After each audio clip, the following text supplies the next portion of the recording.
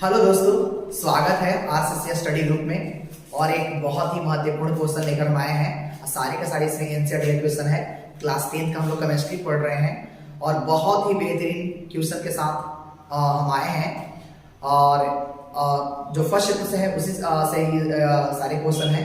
जो first chapter हम लोग केमिस्ट्री का पढ़ रहे हैं उसी से ये क्वेश्चन है सारा का सारा। तो आइए हम लोग देखते हैं कि क्या क्या क्वेश्चन है। तो यहाँ पर है हम लोग को पढ़ना अवक्षेपण अभिक्रिया क्या है। अवक्षेपण अभिक्रिया क्या है? तो अवक्षेपण अभिक्रिया आप जानते हैं कि अवक्षेपण अभिक्रिया क्या है। अवक्षेप का मतलब क्या होता है? अवक्षेप का मतलब होता है भाई कि जो जल में घुलता उलता नहीं है। अवक्षेप का मतलब होता है जो जल में घुलता उलता नहीं है, उसे क्या कहते हैं? अवक्षेप कहते हैं। लेकिन कहता है कि अवक्षेपण अभिक्रिया किसे कहते हैं? अवक्षेपण अभिक्रिया किसे कहते हैं? तो वैसी रासायनिक अभिक्रिया जिसके फलस्वरूप अवक्षेप बनता है अवक्षेपण अभिक्रिया कहलाता है ना। वैसी रासायनिक अभिक्रिया जिसके फलस्वरूप अवक्षेप का निर्माण होता है उसे क्या कहते हैं? अवक्षेप अभिक्रिया कहते हैं। तो आइए हम लोग देखते हैं। तो कहता है कि वैसी रासायनिक अभिक्रिया कहता है वैसी रासायनिक अभिक्रिया जिसमें किसी अवक्षेप का निर्माण होता है, है ना, अवक्षेपण अभिक्रिया कहलाता है। क्या कहलाता है? अवक्षेपण अभिक्रिया कहलाता है। तो कहता है कि जल में अविलेय पदार्थ को क्या कहते हैं? अवक्षेप कहते हैं। अवक्षेप किसको कहते हैं? कि जो जल में अविलेय पदार्थ रहेगा वो क्या हो गया? अवक्षेप हो जाएगा। जैसे मान लें कि हम एक गिलास पानी लिए, अब एक गिलास पानी में नमक ले लिए, चीनी ले लिए और बालू ले लिए और उसमें डालकर हम घोलते हैं तो नमक और चीनी तक घुल जाता है, लेकिन उससे बालू नहीं घुलता है। हम कह सकते हैं कि बालू जो था एक क्या है? अवक्षेपित हो गया, अवक्षेप, है ना। तो क्या है यहाँ पर देख सकते हैं एग्जांपल में क्या है भाई? अवक्षेपण अभिक्रिया के एग्जांपल में क्या है? Na2SO4 प्लस क्या है? Na2SO4 plus BaCl2। तो Na2SO4 मतलब क्या हो गया? इसका मतलब हो गया सोडियम सल्फेट। क्या हो गया? Sodium sulphate. सोडियम सल्फेट के जलीय विलयन में अगर हम बेरियम क्लोराइड के जलीय विलयन मिलाते हैं, ध्यान देते जाइए, सुनते जाइए कि क्या बोल रहे हैं। जब सोडियम क्लोराइड के जलीय विलयन में बेरियम क्लोराइड के जलीय विलयन मिलाते हैं तो बेरियम सल्फेट का श्वेत अवक्षेप प्राप्त होता है। क्या प्राप्त होता है? बेरियम सल्फेट का श्वेत अवक्षेप प्राप्त होता है और साथ साथ हमको क्या मिलता है? NaCl भी मिलता है। समझ में आया? ये दूसरा एग्जांपल चलते हैं। एग्जांपल बहुत इंपॉर्टेंट है क्योंकि यहां से क्वेश्चन आता है एग्जाम में कि क्या होता है जब सोडियम सल्फेट के विलयन में, है ना, बेरियम क्लोराइड का मिलाते हैं, है ना, तो किसका अवक्षेप प्राप्त होता है और कैसा अवक्षेप प्राप्त होता है। या आपसे कह सकता है कि लीड नाइट्रेट के जलीय विलयन में जब पोटेशियम आयोडाइड का, है ना, जलीय विलयन मिलाते हैं तो किसका अवक्षेप प्राप्त होता है और कैसा अवक्षेप प्राप्त होता है। तो आइए हम इस चीज को देखते हैं। तो कहता है कि जब लीड नाइट्रेट के जलीय विलयन में पोटेशियम आयोडाइड का जलीय विलयन मिलाते हैं तो लीड आयोडाइड का कैसा अवक्षेप प्राप्त होता है? पीला अवक्षेप प्राप्त होता है ना। उसके साथ साथ क्या निकलता है भाई? है ना, पोटेशियम नाइट्रेट भी बनता है ना। अब यहां पर है कि जब सिल्वर नाइट्रेट के जलीय विलयन में सोडियम क्लोराइड के जलीय विलयन मिलाते हैं, है ना, तो सिल्वर क्लोराइड का सफेद अवक्षेप प्राप्त होता है। क्या प्राप्त होता है? सिल्वर क्लोराइड का सफेद अवक्षेप प्राप्त होता है और सोडियम नाइट्रेट भी बनता है। तो आप समझ गए ये तीनों एग्जांपल बहुत ही इंपॉर्टेंट है एग्जाम के पॉइंट ऑफ व्यू से, है ना, कि लीड नाइट्रेट के जलीय विलयन में पोटेशियम आयोडाइड का विलयन मिलाते हैं तो किसका अवक्षेप प्राप्त होता है? तो लीड आयोडाइड का कैसा अवक्षेप? पीला अवक्षेप प्राप्त होता है। बेरियम सल्फेट का श्वेत अवक्षेप प्राप्त होता है।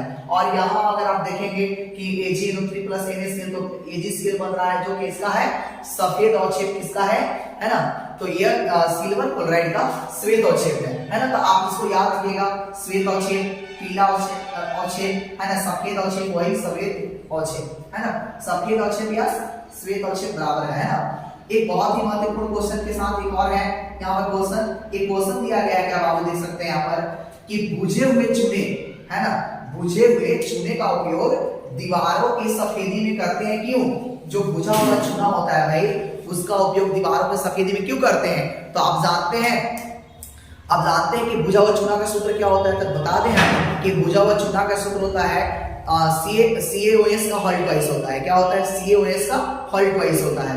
तो आप देख सकते हैं, कहता है कि जब हम बुझे हुए चूने का उपयोग दीवार का सफेद में इसलिए करते हैं बच्चा, है ना, बुझे हुए चूने का उपयोग दीवार का सफेद में इसलिए करते हैं कि वह क्या होता है कि वायुमंडल में उपस्थित जो कार्बन डाइऑक्साइड होता है, उसे जो कार्बन डाइऑक्साइड होता है उसे क्या करता है, बुझा हुआ चूना क्या करता है, रिएक्शन करता है। और रिएक्शन करने के बाद क्या बनाता है ना, वो क्या बनाता है, कैल्शियम कार्बोनेट बनाता है। क्या बनाता है?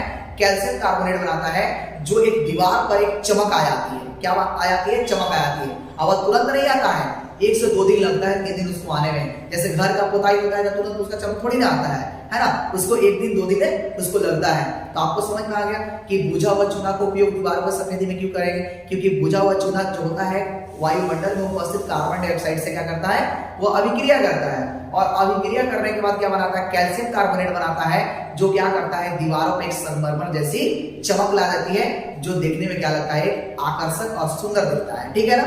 तो देखो यहाँ पे कहता है कि क्योंकि बुझा हुआ चूना है ना, बुझा हुआ चूना वायुमंडल में उपस्थित कार्बन डाइऑक्साइड से क्या करता है, वह धीरे धीरे क्या करता है, अभिक्रिया करता है। और 2-3 दिन के, है ना, 2-3 दिन के क्या करता है बाद वह कैल्शियम कार्बोनेट बनाता है, जिसका सूत्र होता है CaCO3 होता है ना, जिससे क्या होता है, जिससे दीवार पर संगमरमर के समान क्या आ जाता है, चमक आ जाती है। जैसे देख सकते हैं यहाँ पर रिएक्शन है, CaOH का हॉल ट्वाइस को कार्बन डाइऑक्साइड से अभिक्रिया करा रहे हैं, तो क्या बन रहा है, कैल्शियम कार्बोनेट बन रहा है, और साथ साथ क्या बन रहा है, जल बन रहा है। इसमें सब का सब बहुत ही महत्वपूर्ण क्वेश्चन है, बहुत ही महत्वपूर्ण क्वेश्चन, सारा का सारा आंसर ये क्वेश्चन है। आप देख सकते हैं कि श्वसन का क्रिया ऊष्माक्षेपीय क्रिया है कैसे, श्वसन का क्रिया ऊष्माक्षेपीय क्रिया है कैसे।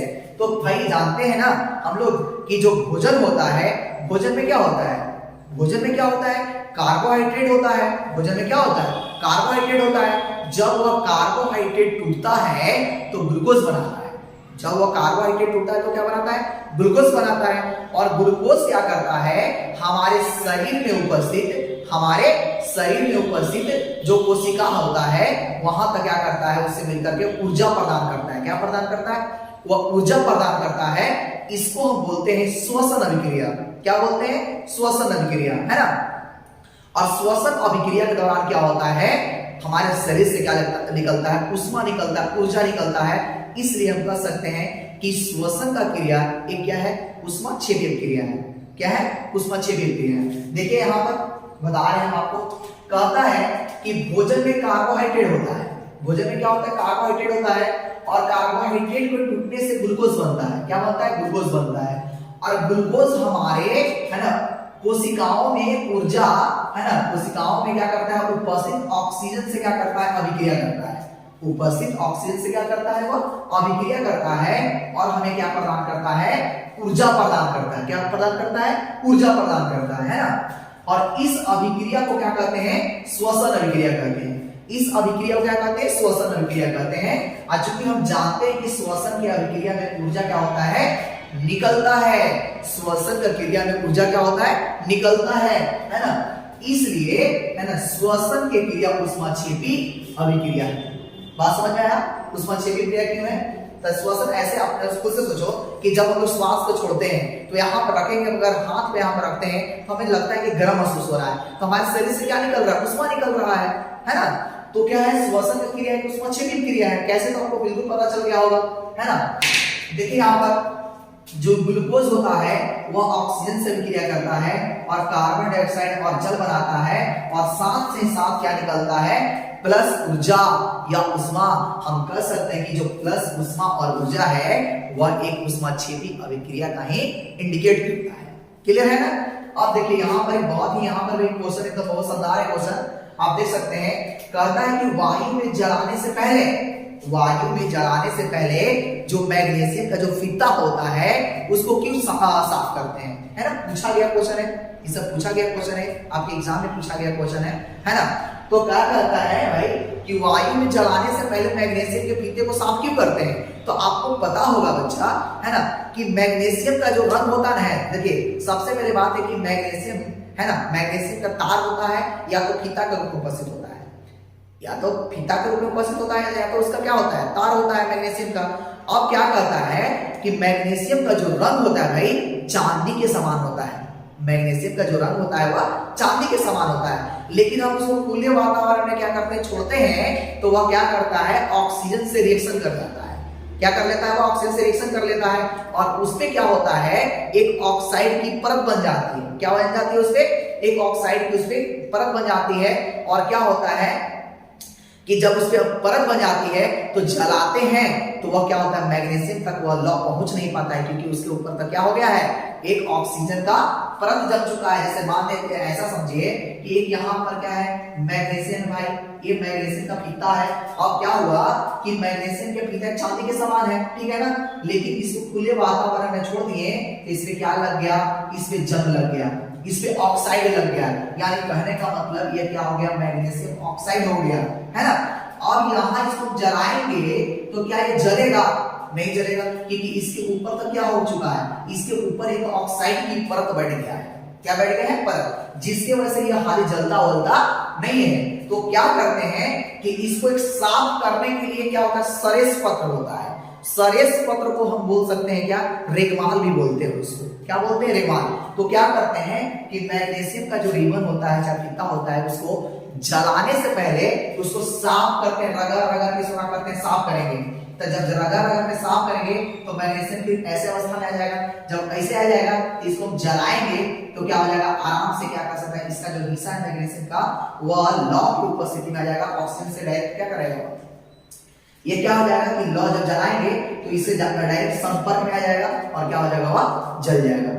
बात समझ में आ गया कि मैग्नीशियम का फीता वह जलता वलता क्यों नहीं है, क्योंकि छोड़ देते हैं उसके ऑक्साइड में, ऑक्साइड की परत जम जाती है, ऑक्सीजन की परत जम जाती है। इसे साफ करना अति आवश्यक होता है, अगर साफ नहीं करेंगे तो वह जलेगा नहीं, है ना, क्योंकि उस पे क्या लग गया है, एक जंग लग गया है। तो बिल्कुल आप समझ गए होंगे कि वायु में जलाने से पहले मैग्नीशियम के रिबन को साफ क्यों करते हैं। तो यहाँ पे बता रहा है कि मैग्नीशियम धातु, है ना, मैग्नीशियम धातु मैग्नीशियम फीते या मैग्नीशियम तार के रूप में क्या होता है, उपस्थित होता है ना। इसके रंग चांदी के समान सफेद होता है, लेकिन यह वायु से, है ना, अभिक्रिया कर मैग्नीशियम ऑक्साइड बनाता है। क्या बनाता है, मैग्नीशियम ऑक्साइड बनाता है, जो मैग्नीशियम रिबन के ऊपर जम जाता है।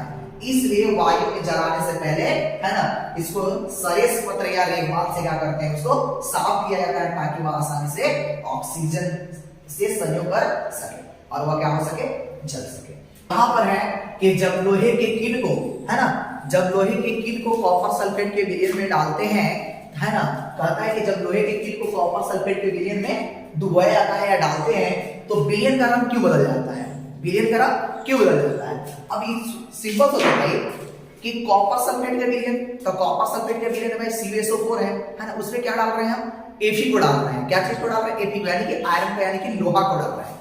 तो भाई कल क्रियाशीलता श्रेणी का हमने क्लास लिया था, सक्रियता या क्रियाशीलता श्रेणी क्या है ना।